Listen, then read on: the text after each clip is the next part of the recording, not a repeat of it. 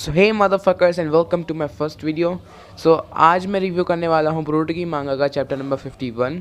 और इस चैप्टर के अंदर हमें बहुत चीज़ें पता लगती हैं। फॉर एग्जांपल कि एग्जैक्टली क्यों कागुया ने इशिकी को बिट्रे करा एंड बोरुतो को इशिकी बोरुतो को क्यों एग्जैक्टली नहीं मार सकता, क्या काम है बोरुतो का इशिकी के प्लान में। सो ऐसी बहुत सारी चीज़ें हमें पता लगती हैं। फिर अमाटो पे भी सस्पिशन आने लगता है हमारा।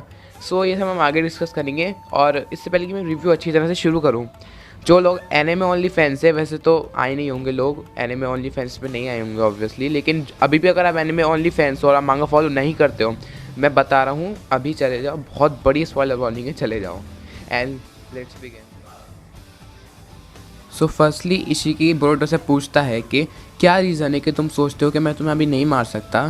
फिर सास्की कहता है कि मुझे एक्सप्लेन करो बोरुतो कि चल क्या रहा है। तो फिर बोरुतो कहता है कि जब उसने बोरो से फाइट करी थी तो वो कह रहा था कि कवाकी और उसे साथ में लेके जाएगा वो, और इसका मतलब है कि उन दोनों का कोई रोल है इस गेम के अंदर प्ले करने का, प्लान के अंदर प्ले करने का।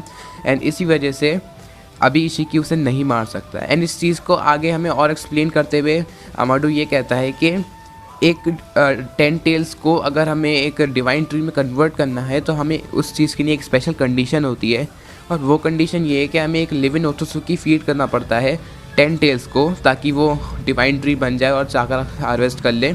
एंड इसी वजह से ये चीज़ अब हमें समझ में आती है कि हमेशा जब भी कोई ओत्सुकी कोई भी प्लेनेट इन्वेट करने आते हैं तो वो पेयर्स में क्यों आते हैं, क्योंकि एक सेक्रीफाइस होता है और एक कहते हैं मेन होता है जो कि चाकर हार्वेस्ट करेगा।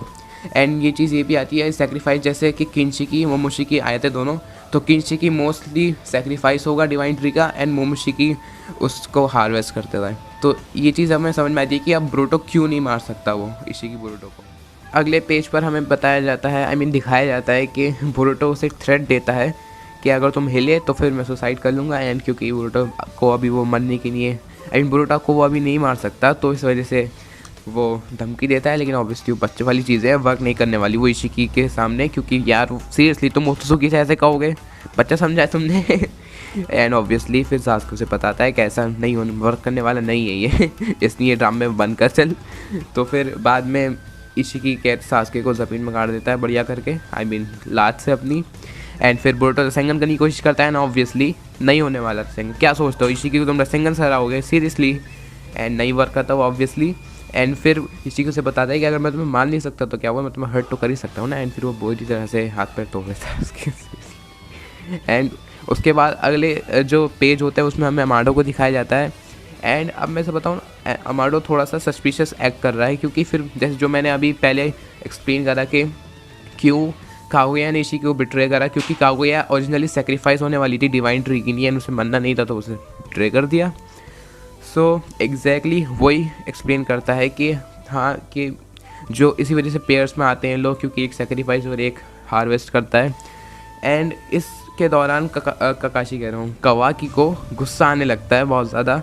एंड ऑब्वियसली वो थोड़ा एंग्री पर्सन है तो वो एकदम गुस्सा हो जाता है। एंड वो ये कहता है, उसके इंटेंशन ये होते हैं कि वो अभी भी कुछ सस्पिशियस एक्ट कर रहा है। एंड मैं इसे बताऊँ ना, वो ऑलरेडी इसी को बिट्रे कर चुका है, वो कार को ऑलरेडी बिट्रे कर चुका है। अब वो लीफ को ही बिट्रे कर देगा तो जाएगा कहाँ पर। अब ऑब्वियसली हो सकता है राइटर्स के दिमाग में एक और ऑर्गेनाइजेशन हो, लेकिन मुझे लगता है वो सही होगा, क्योंकि यार कारा है तो अब और का क्या करूँगा मैं, ठीक है। मैं क्या, सब लोग क्या करेंगे। एंड होगी तो फिर देख लेंगे। एंड मुझे लगता है कि यार शायद नहीं दिखाना चाहिए इतना सस्पिशियस, क्योंकि ऑब्वियसली यार कितना भगाओगे उस बेचारे को। एंड फिलहाल के लिए तो मुझे सस्पिशियस लग ही रहा है वो, क्योंकि ऑब्वियसली यार उसको जब तुम पूछ रहे हो तब तुम्हें चीज़ें बता रहा है, वो तुम्हें अलग से नहीं बता रहा कि ऐसा होने वाला है। और फिर वो ये एक्सप्लेन करता है कि हाँ, ओरिजिनली जो इशिकी है वो सेक्रीफाइस होता, लेकिन क्योंकि उसे बोरुतो मिल गया इस वजह से अब बोरुतो सेक्रीफाइस होगा। अगले पेज पर हमें नारुतो दिखाया जाता है, जहाँ पर हमें पता चलता है कि उसके आसपास जो ब्लैक बॉक्सेस है वो उसका पूरा सेंस ख़त्म कर रहे हैं, इस वजह से वो बोरुतो इशिकी या सास्के को सेंस नहीं कर पा रहा है। फिर कोरामा उससे कहता है कि उसका प्लान हमें अलग करने का था और अब हम अलग हो गए हैं। एंड अब बताओ कि तुम्हारा प्लान क्या है नारुतो। फिर नारुतो उससे कहता है कि सच में उसके पास कोई प्लान नहीं है इस टाइम पर, वो बिल्कुल आउट ऑफ आइडियाज़ है, लेकिन क्योंकि वो होकागे है इस वजह से वो पूरे मरने के लिए तैयार है, लेकिन उसे विलेज को प्रोटेक्ट करना है। फिर कोरामा उससे कहता है, फिर कोरामा एक्चुअली उसे बताता है, रिवील करता है उस सीक्रेट पावर के बारे में जिसके लीक्स आ रहे थे अभी कुछ दिन पहले रिलीज़ होने से पहले चैप्टर, कि एक्चुअल में एक रास्ता है एंड क्योंकि ये डू और डाई सिचुएशन है तो हमें वो यूज़ करना पड़ेगा। एंड फिर बोरुतो नारुतो उससे कहता है कि तुमने मुझे पहले क्यों नहीं बताया।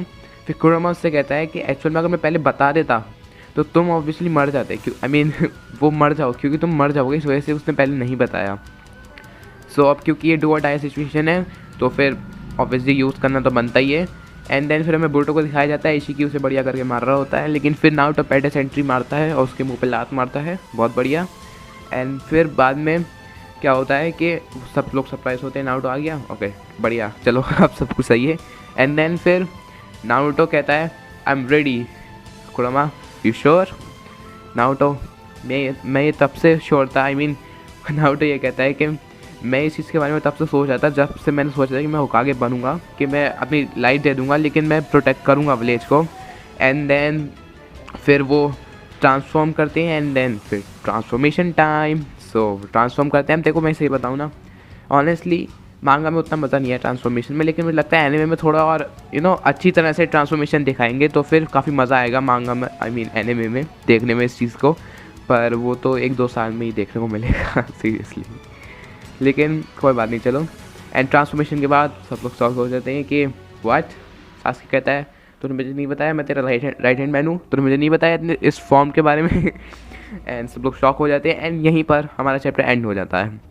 एंड क्योंकि अगला चैप्टर अगले महीने आ रहा है, क्योंकि मंथली आते हैं चैप्टर। देखो मैं सही बताऊँ ना, मुझे बहुत बुरा लग रहा है मंथली क्यों आते हैं सीरियसली। मैं इतना ज़्यादा एक्साइटेड हूँ कि आगे क्या होगा। उसने कहा, कुरोमा ने एक्चुअली कहा है कि तुम मर सकते हो, उसने ये नहीं कहा कि तुम मर ही जाओगे। ऑब्वियसली कहा है मर जाओगे, लेकिन फिर भी ये चांसेस है कि नारुतो बच सकता है। लेकिन फिर ये है कि सीरियसली यार मैं कंफ्यूज हो रखा हूँ बुरी तरह से कि एक्चुअल में नारुतो जिंदा रहेगा मरेगा। एंड मैं सही बताऊँ ना यार, ये वाली डेथ भी सही है, लेकिन फिर भी मैं ज़्यादा थोड़ी और अच्छी तरह से हो अगर नारुतो मर रहा है तो। एंड फिर ये भी है कि सास्के उसे रिने रिबर्थ की वजह से वापस ज़िंदा करेगा या नहीं। सो अभी मुझे रिने रिबर्थ के बारे में उतना अच्छी तरह से पता नहीं है, तो मैंने ऑब्वियसली एनिमे देखी है लेकिन मुझे कुछ उस तरह से नहीं पता है, तो इस वजह से हो सकता है मैं गलत हूँ, क्या ऐसा हो सकता है या नहीं। वरना तो सास्के अपनी लाइफ देकर पूरे उचिया क्लैन को ज़िंदा कर सकता है ऑब्वियसली, तो मुझे उसके बारे में उतना नहीं पता है। लेकिन फिर भी हो सकता है कि वो नारुतो को ज़िंदा कर दे, हो भी सकता है ना करे, कुछ नहीं पता क्या चल रहा है। एंड फिर जैसे मैं बहुत एक्साइटेड हूँ उसके नई फॉर्म के लिए। सो या यहाँ पर मेरा एनालिसिस या फिर मांगा का रिव्यू ख़त्म होता है। मैं सही बताऊँ ना, मैं बहुत ज़्यादा एक्साइटेड हूँ और ये बात मैं बहुत बार कह चुका हूँ। मुझे नहीं पता मैं कैसी क्यूरियोसिटी अपनी कंट्रोल में रखूँ अगले महीने तक, लेकिन कोई बात नहीं, रखनी तो पड़ेगी। एंड देन अगर आपने वीडियो को लाइक नहीं करा तो वीडियो को लाइक कर दो, चैनल को सब्सक्राइब नहीं करा है तो चैनल को सब्सक्राइब कर दो। एंड